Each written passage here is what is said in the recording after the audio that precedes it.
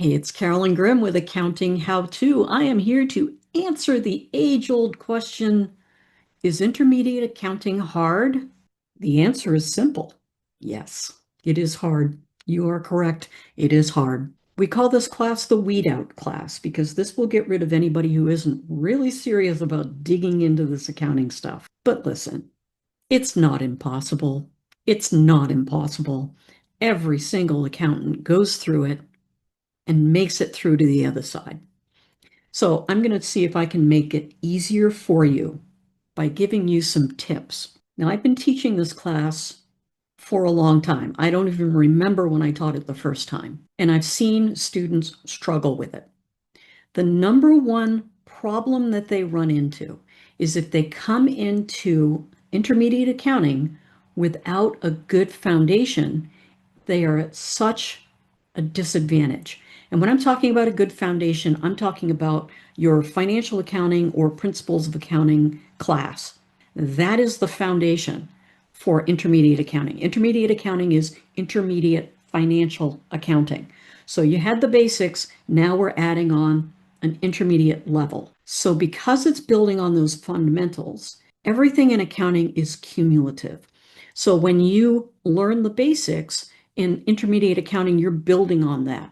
If you don't have those basics, you're going to struggle. So the most important thing is to have that good fundamental base. Now, I happen to have an entire YouTube channel based on putting the fun in fundamentals. It's about those fundamentals. It's about knowing what to debit, what to credit. It's about knowing how the accounting equation works. It's about understanding where things go on financial statements. It's about understanding the basics of inventory before you learn the intermediate stuff about inventory. Now, that doesn't mean that if you come in with your fundamentals, it's going to be a cakewalk. It isn't, because this stuff is not intuitive. Like, you're not born knowing how to do intermediate accounting. Every single accountant has had to learn how to do that. And it's all based on rules.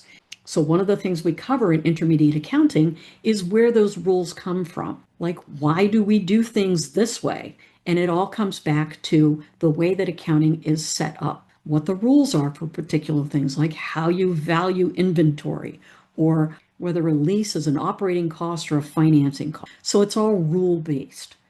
And in intermediate accounting, you get to dig into where those rules come from. Now, in our fundamentals classes, principles or financial accounting, we talk a lot about how to do things, how to do a journal entry. In intermediate accounting, we're digging into why you do those things. Why do we recognize this revenue in the month of March instead of in the month of April? So the transactions get more complex. The word problems that we all love so much get more complex. And the textbook authors are assuming that you know your stuff coming in. And it's been my experience that everybody has forgotten stuff, or they didn't get it to begin with.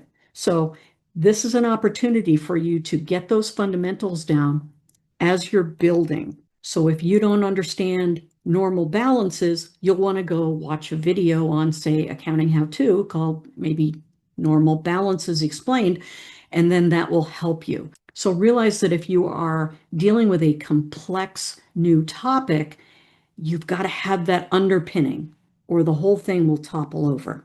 One of the other problems that we see in intermediate accounting is just the sheer weight of the information that's coming at you. There's a lot that we cover in intermediate accounting, and it's complicated stuff. So that can create a sense of overwhelm. And that means you're going to have to pace yourself and figure out how many hours a week you're going to need to get through the information. And depending on how strong your foundation is, that may be less time than it would be for a student coming in with a weaker foundation.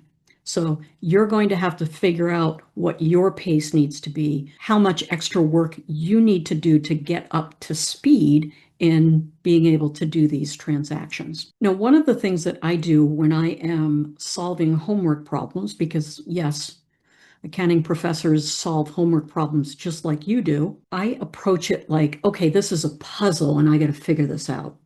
So I start to look for clues within a word problem. Why are they saying this particular thing right there? There's a reason for it. It's not just like word salad thrown in there. There are clues. So I try to decipher what those clues are, those little Easter eggs that they like to throw into those problems. And then I look at the requirements of the problem. What is it that they want me to do? Do they want me to do journal entries? Do they want me to do an income statement? So before I start tapping on the keyboard, I'm reading those problems and I'm thinking about, like, why are we doing this? Like, what does it mean when they say this? What are the concepts that I need to understand before I go into doing the actual homework? And I think there's a temptation a lot with students to just get in there and start doing stuff, right? You just get in there and start thrashing around before you even look at the chapter. I've been an accountant since the 1900s. I can't do this stuff easily. I have to think my way through it. I have to go back and review topics that I may not look at every day. So take the time to prepare yourself before you start pounding numbers in on the keyboard. And if you are finding that you are really struggling with something, you don't get it, you're looking at it and you're like, I don't even know where to start. That's when you reach out to your professor, because that's what we're here for. That's what we like doing. We like helping, right? We became teachers because we like to help. We want to see other people succeed. And some of us think accounting is really fun. So it's fun for us to get into these problems and go, oh, yeah, yeah, yeah, they're trying to do this. Oh, yeah, they're trying to trick you. Accounting is fun. Some of us even enjoy accounting. So what can you do to help yourself to succeed? Number one, accounting fundamentals. Gotta have them. I have a whole playlist called How to Pass Accounting Class. It's got all those basic videos in it of normal balances and accounting equation, all of that stuff that you need as a foundation. It's available to you. Number two, do not go to class without preparing first.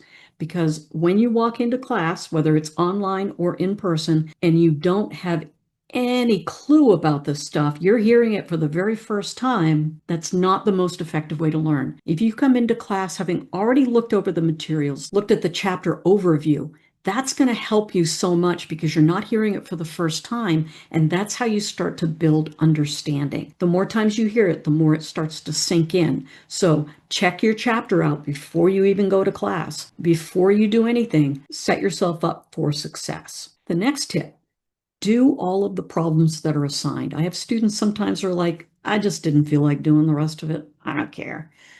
That doesn't help you become a valuable, valued accountant, right? You got to know your stuff. And in order to know your stuff, it means you've got to dig in. You've got to do the work. And it isn't just about like do the stuff that's assigned. Work through the problems in the chapter, work through more end of the chapter problems, because all of that practice is going to help you to be successful as an accountant and as an accounting student. One of the best things that you can do is to create your own cheat sheets. Now, I create cheat sheets for my students all the time. I'm always coming up with resources for them. But here's the thing. I have students that think, okay, well, I'm just going to put this into AI and AI is going to tell me the answer.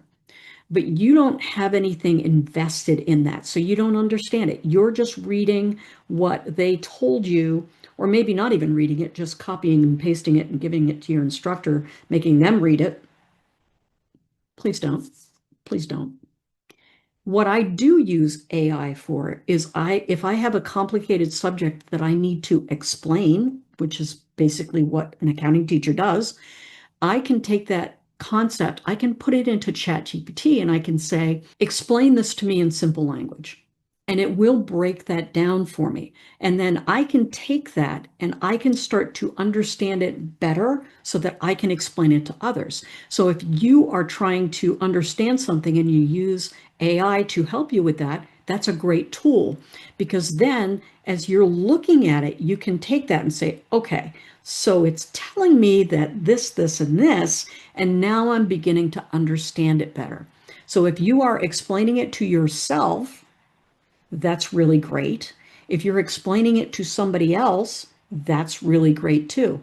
Because when you can start to explain it in that way, that means that you've got it. Like you understand it. That is a great way to learn. And I also like to do summaries. So what are the 6 things to look at when you're doing a journal entry so that you make sure you're getting it right? Or what are the normal balances for these accounts?